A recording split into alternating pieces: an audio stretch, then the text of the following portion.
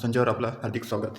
आपल्याला सर्वांना माहितीच आहे, मागील वर्षापासून MCRने आणि DICCने नवीन अभ्यासक्रम दिला आहे की मागील वर्षापासून MCRने नवीन अभ्यासक्रम प्रणाली लागू केलेली आहे.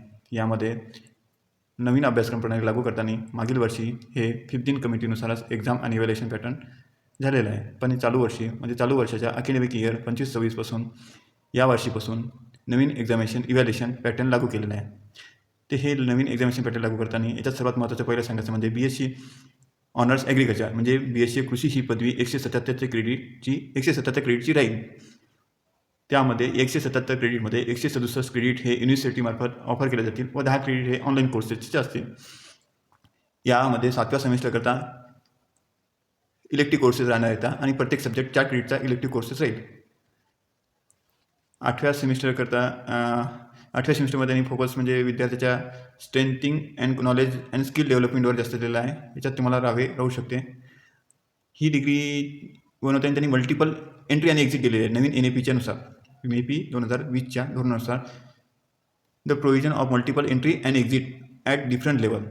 जसे की UG सर्टिफिकेट. जर आपल्याला UG सर्टिफिकेट पाहिजे असेल फक्त तर फर्स्ट इयर कंप्लीट करावं लागेल, म्हणजे 2 सेमिस्टर तुम्हाला कंप्लीट करावं लागतील. त्यासोबतच 10 क्रेडिटचा इंटर्नशिप प्रोग्राम तोही कंप्लीट करावा लागेल. हा जर आपण कंप्लीट केला तर आपल्याला UG सर्टिफिकेट भेटेल. दुसरी एक्झिट लेवल आहे UG diploma. The student has another option to exit after 2 years. म्हणजे 4 सेमिस्टर कंप्लीट केल्यानंतर आपल्याला 10 वीकचा इंटर्नशिप कोर्स कंप्लीट केल्यानंतरच आपल्याला second year eligible for UG diploma म्हणजे आपल्याला डिप्लोमा मिळू शकतो. 2 वर्ष कंप्लीट केल्यानंतर आणि 10 वीकचा इंटर्नशिप कोर्स कंप्लीट केल्यानंतर आपल्याला UG डिप्लोमा मिळेल. आणि साहजिकच आहे UG डिग्री तर आपल्याला माहितीच आहे की 4 वर्षाची आहे. BSc ॲग्री ही 4 वर्षाची डिग्री आहे. इथं 3ऱ्या वर्षाकरता यांनी एक्झिटचा ऑप्शन दिलेला नाही आहे. पण लॅटरल एंट्री 3ऱ्या semester 3rd semester will be conduct have UG certificate और those who have complete diploma 3 years course after 10th. ज्या विद्यार्थ्यांनी 3 वर्षाचा पॉलिटेक्निक डिप्लोमा केलेला आहे त्यांना लॅटरल एंट्री 5व्या सेमिस्टरकरता मिळू शकते. पण याच्याबद्दल मला कन्फर्म काही माहिती नाही आहे. आता DICCने हे 108व्या मीटिंगमध्ये याला सर्वाला मान्यता दिलेली आहे. आणि चालू वर्षापासून 25-26 पासून progressive evaluation system revise marking pattern suggest केलेलं आहे NAB 2020च्या बेसवर. आता यामध्ये DICCनं असं अप्रूव्हल दिलेलं आहे की जेवढी तुम्हाला सब्जेक्ट येतात प्रत्येक सब्जेक्ट हा 100 मार्क्सचाच राहील. म्हणजे तो 0+1चा असो, 1+1चा असो, 0+2चा असो, 2+1चा असो किंवा 1+2चा असो किंवा कोणतेही क्रेडिट असो त्याला प्रत्येक सब्जेक्ट हा 100 मार्क्सचाच असेल. हे 100 मार्क त्यांनी याप्रमाणे खालीप्रमाणे म्हणजे डिवाईड केलेले येतात. हे पहा, म्हणजे थिअरी आणि प्रॅक्टिकलचा सब्जेक्ट असेल त्याच्यात प्री मेड आणि पोस्ट मेड करता 20 मार्क दिलेले येतात, मिड करता 20 मार्क दिलेले येतात, सेमिस्टर एंड एक्झामिनेशन करता 40 मार्क दिलेले आहेत. म्हणजे तुमची सेमिस्टर एंड थिअरी ही 40 मार्कची होईल ज्या सब्जेक्टला थिअरी आणि प्रॅक्टिकल आहे, आणि सेमिस्टर एंड प्रॅक्टिकल एक्झामिनेशन 20 मार्कची होईल. इथे हे पहा, फक्त थिअरीचा सब्जेक्ट असेल ज्याला फक्त थिअरी आहे प्रॅक्टिकल नाही आहे अशा सब्जेक्टला प्री आणि पोस्ट मिड करता 20 मार्क, मिड एक्झामिनेशन करता 30 मार्क आणि सेमिस्टर एंड थिअरी करता 50 मार्क्स. म्हणजे ज्यांना थिअरी आणि प्रॅक्टिकल आहे त्याला 40 मार्क, ज्यांना फक्त थिअरी आहे त्याला 50 मार्क अशी सेमिस्टर एंड थिअरी राहील. आणि semester end practical examination theory सब्जेक्टला राहणार नाही हे तर पहिल्यापासून आपल्याला माहितीच आहे. आणि ज्या सब्जेक्टला फक्त प्रॅक्टिकल आहे अशा प्रॅक्टिकल सब्जेक्टला प्री आणि पोस्ट मिड करता 20 मार्क, मिड एक्झामिनेशन करता 30 मार्क. याला सेमिस्टर एंड थिअरी राहत नाही. फक्त प्रॅक्टिकलच्या सब्जेक्टला थिअरी सेमिस्टर एंड थिअरी नसते हे तर आपल्याला पहिल्यापासून माहितीच आहे. आणि सेमिस्टर एंड प्रॅक्टिकल एक्झामिनेशन या सब्जेक्ट करता असे 50 मार्क्स राहणार आहे. असे झाले 100 मार्क्स. आलं आपल्या लक्षात. आता हे आपण प्रोग्रेसिव्ह असाइनमेंट म्हटलेलं आहे. या प्रोग्रेसिव्ह असाइनमेंटचा पॅटर्न जवळपास इथे दिलेलाच आहे. आणि हे पहा, प्रोग्रेसिव्ह असाइनमेंटमध्ये प्री मिड पोस्ट मिड येते आणि मिड टर्म एक्झामिनेशन येते. या प्रोग्रेसिव्ह असाइनमेंटमध्ये इथं T=10 आणि P=10 दाखवलेले येतात. हे तर आपल्या लक्षात आलेलं असेल. T म्हणजे थिअरी, याच्यात 10 मार्कची थिअरी राहणार आहे आणि प्रॅक्टिकल 10 मार्कचं राहणार आहे. आता हे 10 मार्क आहे काही त्याच्यात असं त्यांनी ठरवलेलं आहे की क्विज असाइनमेंट हे 5 मार्कचे राहतील आणि क्लास रेकॉर्ड हे 5 मार्कचं राहील. म्हणजे हे पहा, आपण जर याच्यात जर पकडलं तर पहा, प्री मिड म्हणजे T म्हणजे हे 10 मार्क झाले. मिड ही पण थिअरीमध्ये गेले जाते हे 20 मार्क झाले. आणि सेमिस्टर एंड थिअरी ही पण थिअरीमध्ये गेले जाते म्हणजे एकूण हे झाले 70 मार्क. आणि प्रॅक्टिकल करता किती होतील हे पहा. रेकॉर्डचे हे याचे हे पी 10 मार्क म्हणजे या सब्जेक्ट करता थेरी प्लस प्रॅक्टिकल करता 30 मार्कचं जवळपास प्रॅक्टिकल म्हणजे प्रात्यक्षिक परीक्षेमध्ये मोडतात 30 मार्क. आलं आपल्या लक्षात. तर चला आपण समोर चालू. आता सेमिस्टर इन थेरी एक्झामिनेशन कशी होईल. तुमची सेमिस्टर इन थेरी ज्या सब्जेक्टला थेरी आणि प्रॅक्टिकल दोन्ही आहे तर त्या सब्जेक्टची थेरी ही 2 तास करता राहील. म्हणजे ती थेरी 40 मार्कची राहते. 40 मार्क करता 2 तास. आणि ज्या सब्जेक्टला फक्त थेरीच आहे अशा सब्जेक्ट करता सेमिस्टर इन थेरी एक्झामिनेशन ही 2.5 तासा करता राहील. त्याचे म्हणजे 50 मार्क आहेत म्हणून. आणि मिड टर्म एक्झामिनेशन ही 1 तासा करता राहील.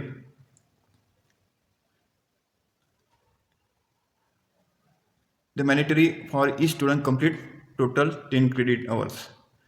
आता हे आपण वर म्हटलेलंच आहे की ऑनलाईन आपल्याला 10 क्रेडिटचा कोर्स कंप्लीट करणे आहे. त्याच्यात वर डिग्री जी आहे आपली BSc ॲग्री त्याच्यामध्ये 177 क्रेडिटमध्ये 10 क्रेडिट हे ऑनलाईन कोर्सचे येतं. तेव्हा ऑनलाईन आपल्याला कोर्स 3ऱ्या सेमिस्टरपासून 8व्या सेमिस्टरपर्यंत कधी पण कंप्लीट करता येतो. तो आपल्या ॲडवायझरच्या सल्ल्याने आपण कंप्लीट करावा आपल्या कॉलेजच्या नियमानुसार जिथे आपण असाल त्याप्रमाणे. आता इथे मॅथ हा सब्जेक्ट ज्या विद्यार्थ्याचं 12वीमध्ये PCB म्हणजे फिजिक्स केमिस्ट्री बायोलॉजी होतं त्यांना कृषी पदवीच्या पहिल्या वर्षामध्ये मॅथ हा घ्यावा लागेल. ज्या विद्यार्थ्याचं PCM होतं म्हणजे फिजिक्स केमिस्ट्री मॅथ होतं त्यांना बायोलॉजी हा घ्यावा लागेल. पण ज्या विद्यार्थ्याचं PCMB होतं म्हणजे फिजिक्स केमिस्ट्री मॅथ बायोलॉजी हे सर्व सब्जेक्ट होते त्या विद्यार्थ्यांना या दोन्हीपैकी पदवीकरता एकही विषय घ्यायची गरज नाही असे नमूद आहे. हा नीड बेस कोर्स आहे. डिफेन्सिसी कोर्स याचे क्रेडिट काउंट होत नाही ते. तर चला समोर आपण आता 1 मिनिट कॉल आला. तर मॅथ ज्या विद्यार्थ्याचे 12वीमध्ये PCB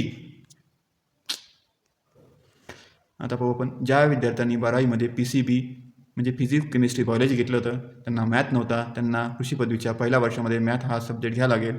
पण ज्या विद्यार्थ्यांनी 12वीमध्ये PCM घेतलं होतं म्हणजे फिजिक्स केमिस्ट्री मॅथ घेतलं होतं त्यांना बायोलॉजी हा एक विषय घ्यावा लागेल. पण ज्या विद्यार्थ्यांनी फिजिक्स केमिस्ट्री मॅथ आणि बायोलॉजी म्हणजे PCMB घेतले होते त्या विद्यार्थ्यांना इथे कोणताही नीड बेस डिफेन्सिसी कोर्स कंप्लीट करायची गरज नाही आहे. त्यांना या दोन्ही विषयामधून सूट मिळेल. तर चला समोर पाहू आपण पासिंग रिक्वायरमेंट कशी येते आता. तर आता थेरी आणि प्रॅक्टिकलचा सब्जेक्ट असेल तर तुम्हाला थेरीमध्ये 40% आणि प्रॅक्टिकलमध्ये 40% लागतील. टोटल पासिंग करता 50% लागतील. आणि जो थेरीचा सब्जेक्ट आहे त्याला मिनिमम 50% पासिंग म्हणजे इथे आपल्याला थेरी आणि प्रॅक्टिकलमध्ये वर जसं 40 म्हटलेलं आहे पण इथे डायरेक्टच 50 म्हटलेलं आहे कारण की या सब्जेक्टला प्रॅक्टिकल नाही आणि खालच्या प्रॅक्टिकलच्या सब्जेक्टला थेरी नाही म्हणून इथे 50% म्हटलं म्हणजे ओव्हरऑल पासिंग आपली 50% राहणार आहे. पण इथे जसं मी वर तुम्हाला सांगितलं होतं की हे बा ही थेरी कोणती काउंट होते. याच्यात प्री मिडचे ती 10 मार्क दिलेले आहेत हे थेरीमध्ये काउंट होतात. मिडचे 20 मार्क थेरीमध्ये काउंट होतात आणि सेमिस्टर इन थेरी हे थेरीमध्ये काउंट होतात. म्हणजे हे 10 हे 20 आणि हे 40 एकूण 70 मार्क झाले. आणि प्रॅक्टिकलमध्ये हे पी म्हणजे 10 मार्क हे प्रॅक्टिकलमध्ये काउंट होतात आणि हे 20 मार्क म्हणजे 20 आणि 10 असे 30 मार्क. या 70पैकी 28 आणि या 30पैकी 12 मार्क आपल्याला 40% रिक्वायर येतं पासिंग करता. तर हे तर आपल्या लक्षात आलेलं असेल. इथे कंपल्सरी अटेंडन्स तुमची सर्व क्लास करता जवळपास 70% असणे गरजेचं आहे. नसल्यास आपल्याला तो सब्जेक्ट पुन्हा रजिस्टर करावा लागेल. आता आपण आतापर्यंत पर्सेंटेजमध्ये पाहत होतो आपला प्रत्येक सब्जेक्ट 12वीपर्यंत 100 मार्क्सचा राहत होता. पण इथे हे आपली स्केल जी आहे ॲग्रिकल्चरची पासिंगची इव्हॅल्युएशनची ही 10 पॉईंटची असते आणि 10 पॉईंट म्हणजे इक्वल टू 100 मार्क असतात. आता इथे आता ही GPA राहील इथून पुढे तुम्हाला प्रत्येक सब्जेक्ट करता म्हणजे त्या GPAला म्हणतात grade point. GP for grade point. हा प्रत्येक कोर्सचा जो रिझल्ट राहते तो GPमध्ये लागेल तुमचा म्हणजे 7.6 5.5 याप्रमाणे आपला रिझल्ट लागेल. आता GPA म्हणजे ग्रेड पॉईंट ॲव्हरेज म्हणजे जे ग्रेड पॉईंटच्या सगळ्या सब्जेक्टचा तुमच्या सेमिस्टरचा जो ॲव्हरेज राहतो त्याला GPA म्हणतात. आणि द कम्युनिटेड ग्रेड पॉईंट ॲव्हरेज म्हणजे जेवढे तुमचे सेमिस्टर कंप्लीट झाले त्याचा जो कम्युनिटेड ग्रेड पॉईंट ॲव्हरेज येतो CGPA येतो. आणि the final CGPA after completion of all semester म्हणजे सर्व सेमिस्टर कंप्लीट झाल्याने तुमचा CGPA तुमच्या फायनल युनिव्हर्सिटी ट्रान्सक्रिप्टवर दिसेल. आता इथे काही शॉर्ट फॉर्म दिलेले आहेत. UFM काय आहे अनफेअर मीन्स म्हणजे कॉपी भरताना गिल्टी सापडलेला बा एखाद्या विद्यार्थी, तर त्याचा रिझल्ट शीटवर UFM येईल. RGR म्हणजे रेग्युलर रजिस्टर, म्हणजे पहिल्या वेळेस जेव्हा घेता तुम्ही त्याला रेग्युलर रजिस्टर म्हणतात. RPR म्हणजे रिपीट रजिस्टर, म्हणजे तुम्ही एखादा सब्जेक्टमध्ये फेल झालेला आहे व दुसऱ्या सेमिस्टरला तुम्ही तो पुन्हा रजिस्टर केला, त्याला RPR म्हटलं जाईल. आता OFE म्हणजे ओन्ली फॉर एक्झामिनेशन करतात. ABT म्हणजे अब्सेंट. UFE हे तर अनफेअर मीन्स वर म्हटलेलंच आपण. NRSON म्हणजे शॉर्ट अटेंडन्सने, जर तुम्ही वर म्हटल्याप्रमाणे 70% कमी उपस्थिती असेल तुमची, तर तुम्हाला SOA हा ग्रेड अवॉर्ड केला जाईल. हे BSc ॲग्रिकल्चर फर्स्ट सेमिस्टरचे तुमचे कोर्सेस येतात. MCRचे हे 11 कोर्सेस राहतील तुम्हाला. स्किल एनहान्समेंट्स कोर्स पण आहेत, याच्यात दोन येतात खाली 10 आणि 11 सिरियल नंबरला. हा CSE हा दीक्षांत कोर्स आहे. याप्रमाणे तुम्हाला हे कोर्सेस राहतील आणि त्याची पास मार्किंग कसे राहतील हे मी इथं थोडक्यात दिलेलं आहे. हे पहा, इथे 10 मार्क घेतलेले आहे आपण फ्री मिड आणि हे फ्री मिड करता.